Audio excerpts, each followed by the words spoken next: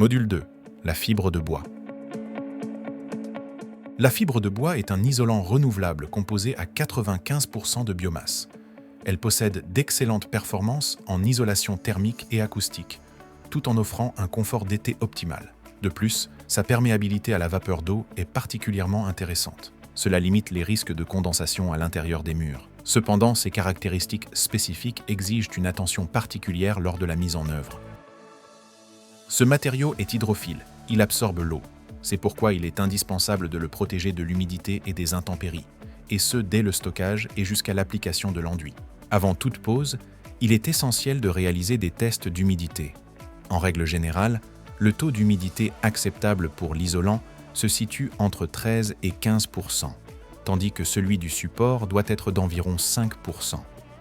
Il convient tout de même de se référer aux instructions du fabricant du système utilisé. La fibre de bois peut être découpée avec différents outils comme la scie Egoin, mais les plus couramment utilisés sont la scie Alligator et la scie tronçonneuse.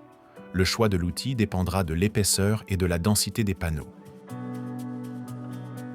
Étant donné son poids, la fibre de bois demande une mise en œuvre stricte. Le premier rang de panneaux doit être calé sur un rail solidement fixé et il sera primordial de laisser sécher cette première ligne de panneaux avant de passer au rang suivant, pour garantir que la colle puisse supporter le poids des panneaux supérieurs.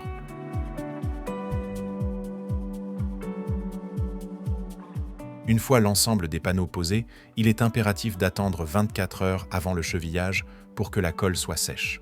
Il est tout à fait possible de pré-percer les panneaux avant la pose. Dans tous les cas, le perçage se fait en 2 temps.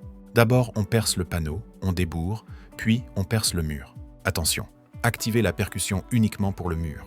Suivez scrupuleusement les indications du fabricant ou de l'avis technique du système. Le chevillage s'effectue la plupart du temps en plein, mais certains fabricants demandent un chevillage au niveau des joints.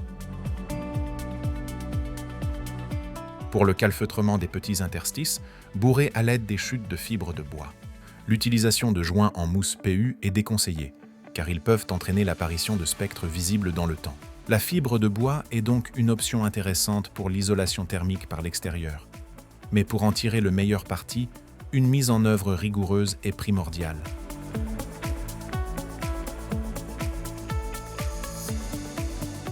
Nous vous rappelons qu'une première série de vidéos est disponible pour connaître les bases de l'ITE et de sa pose.